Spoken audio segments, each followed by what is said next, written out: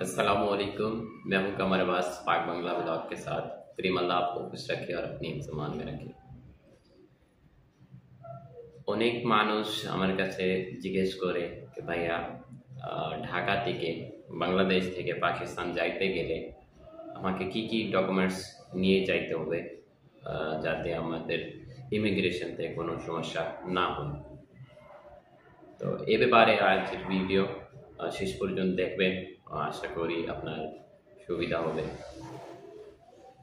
সবথেকে প্রথম আপনার কাছে ভ্যালিড পাসপোর্ট থাকতে হয়, যেটা মেয়াদ কমপক্ষ ৬-৭ মাস। এরপরে আপনার কাছে আপনার ভ্যালিড ভিসা থাকতে হয় প্রিন্ট ফর্মে। পিডিএফ ফর্মে চলে, কিন্তু প্রিন্ট ফর্মে রাখলে, আর যদি আপনি টিকিট যে এয়ারলাইন থেকে বুক করেন ওই এয়ারলাইন থেকে ওকে টু বোর্ড করে নিলে, ওকে টু বোর্ড স্ট্যাম্প করে নিলে ভালো। দুইটা থার্ড জিনিস, আপনার কাছে রিটার্ন টিকিট থাকতে হয়, মানে আপনার যে পাকিস্তান আপনি যাইতেছেন যাওয়ার টিকিট আবার আসার টিকিট। আর যদি আবার আপনি বাংলাদেশ না আসতে চান, অন্য দেশে যাইতে চান, সেক্ষেত্রে অন্য দেশের আনওয়ার্ড টিকিটটা আপনার কাছে থাকতে হবে। এটা হচ্ছে ম্যান্ডেটরি, মতলব যেটা আপনাকে নিয়ে যাইতে হবে। যদি আপনি কোনো ব্লগার থাকেন, রেগুলার ট্রাভেলার থাকেন, আপনার ট্রাভেল হিস্ট্রি আছে, অন্য অন্য দেশে যান, সেক্ষেত্রে তো আপনার ইমিগ্রেশনে অত প্রবলেম হবে না, আপনি এই বেসিক ডকুমেন্টস নিয়ে গেলেই চলবে। কিন্তু যদি আপনি নতুন প্রথম আপনার ভিসা, প্রথম ইন্টারন্যাশনাল জার্নি, আর এরকম কিছু সমস্যা আছে, তারপর আপনি আন্ডার এজ বা লাইক 18-20 বা এরকম, তারপর যদি ফিমেল একা যাইতেছেন, সেক্ষেত্রে কিছু ডকুমেন্টস তার লগে এক্সট্রা রেডি রাখতে হয় যাতে কোনো সমস্যা না হয়। এটার ভিতরে প্রথম সেম ওরকমই আপনার ভ্যালিড পাসপোর্ট, ভ্যালিড ভিসা, ওকে টু বোর্ড, আর তারপর আপনার রিটার্ন টিকিট।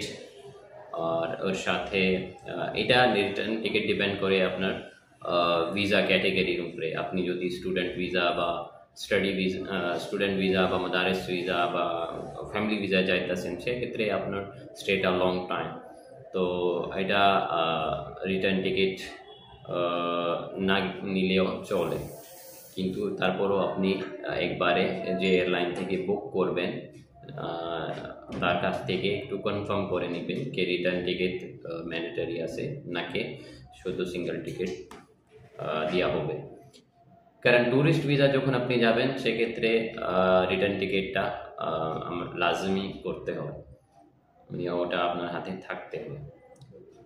টিকিটের পরে আপনার কাছে পুলিশ ক্লিয়ারেন্স, মানে আপনার যে বিদেশে ট্রাভেল জন্য পুলিশ ক্লিয়ারেন্স থাকে, এটা অনলাইন আবেদন করতে হয়।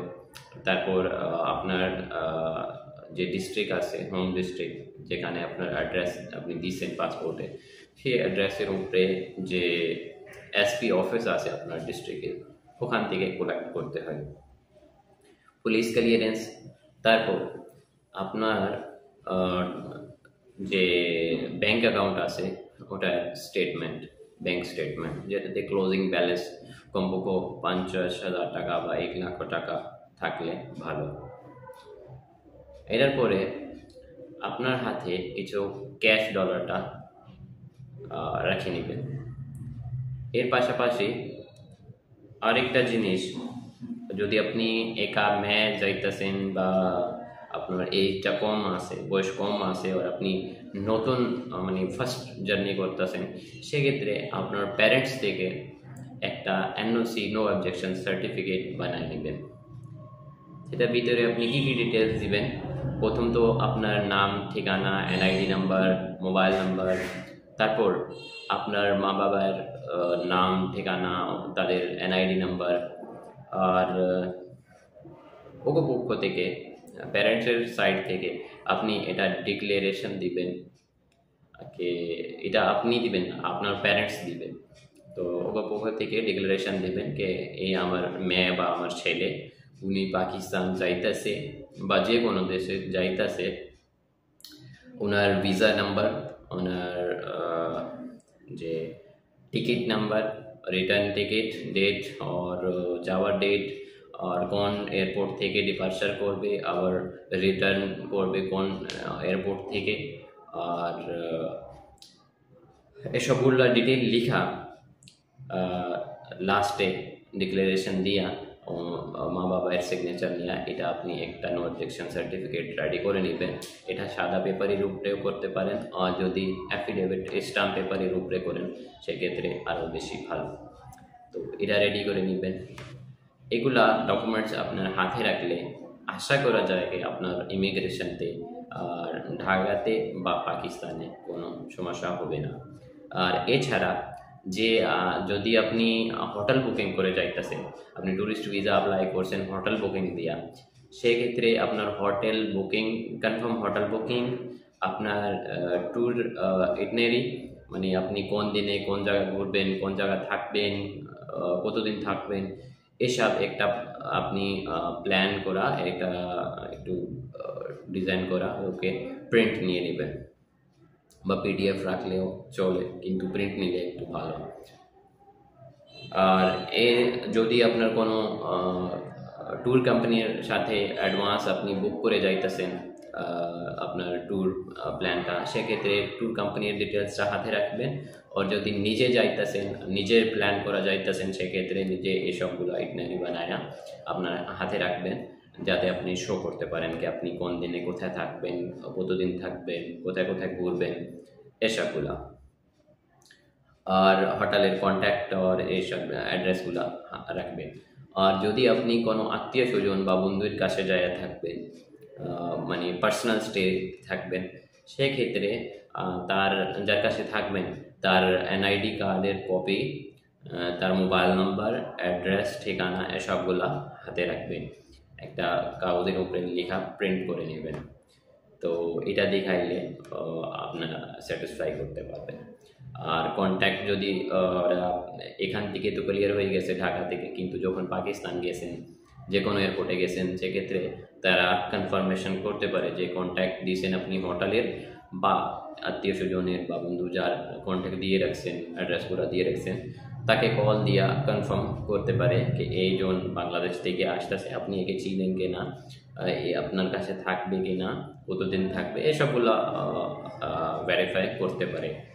নাও করতে পারে, চাইলে করতেও পারে, তাদের ডিউটি আছে, তো তারা করতে পারে। তো আশা করি যে এগুলা ডকুমেন্টসটা আপনি কমপ্লিট রাখলে কোনো সমস্যা হবে না। তারপরও আপনি একটু যখন যে কোনো দেশে যাবেন তার ইমিগ্রেশন রুলটা আগে স্টাডি করে নেবেন, যে ওখানে যাওয়ার জন্য কি কি আমাকে প্রিপারেশন নিয়ে যাইতে হবে। আর এছাড়া যেমন আপনি বাংলাদেশে আসলে ঢুকলে 2টা মোবাইল ডিউটি ফ্রি, মানে ট্যাক্স ফ্রি, কাস্টম ফ্রি নিয়ে আসতে পারেন। এরকমই পাকিস্তানেও 1 থেকে 2 মোবাইল আপনি আপনার ডিভাইসটা নিয়ে যাইতে পারেন। আর তারপর ল্যাপটপ একটা নিয়ে যাইতে পারেন। এর পাশাপাশি আপনার ড্রোন আর বাকি ক্যামেরাগুলো এর আপনি ডিটেলস চেক করতে পারেন। আর হ্যান্ড ক্যারিতে কোনো চাকু, ছুরি বা এরকম কিছু জিনিসটা রাখবেন না, যাতে কোনো আপনি ইনজুরি বা এরকম কিছু থাকে। আর লাগেজে আপনি বেশি হইলে 100 ml, মানে 3 আউন্স করা লিকুইড জিনিসটা নিয়ে যাইতে পারেন, যেমন আপনার বডি স্প্রে আছে বা পারফিউম আছে, তো এটা একটা করা নিয়ে যাইতে পারেন। এর থেকে বেশি রাখা স্ট্রিক্ট আছে। তারপরও ওরা না চেক করলে তো নিয়ে যাইতে পারেন, কিন্তু যখন চেক করবে ধরা পড়লে তো আপনি এর থেকে বেশি নিয়ে যাইতে পারবেন না। আর এর পাশাপাশি আপনার যে খাবারের জিনিস আছে সেটা আপনি আপনার হ্যান্ড ক্যারিতে রাখবেন, কারণ যে দেশ থেকে আপনি ট্রানজিট নেবেন তো সে এয়ারপোর্টে ওখানে আপনাকে লাগেজ দেওয়া হবে না। ঢাকা থেকে লাগেজ জমা করাইলে আপনি একবারে শেষ পর্যন্ত আপনার লাগেজ ওর কাছে থাকবে। লাহোর, করাচি বা যে কোনো এয়ারপোর্টে নামবেন, সেক্ষেত্রে ইমিগ্রেশনের পর আপনাকে লাগেজ দেওয়া হবে। তো যদি লাগেজে খাবার রাখবেন সেক্ষেত্রে আপনি খাবার পাবেন না, হ্যান্ড ক্যারিতে খাবারের জিনিস রাখলে ভালো। আর আপনার যে পাসপোর্টগুলা বা ডকুমেন্টস চেক করার মানে এরকম যে ইম্পর্টেন্ট জিনিসটা আছে, মোবাইল আছে, ক্যামেরা আছে, সেটা আপনি হ্যান্ড ক্যারিতে রাখলে ভালো। তো যদি ভিডিও ভালো লাগে সেক্ষেত্রে ভিডিও লাইক করবেন, শেয়ার করবেন, কমেন্ট করবেন, আর যদি চ্যানেলে নতুন থাকেন সেক্ষেত্রে চ্যানেলকে অবশ্যই সাবস্ক্রাইব করবেন। ওয়াসসালাম, শুক্রিয়া, আল্লাহ হাফিজ।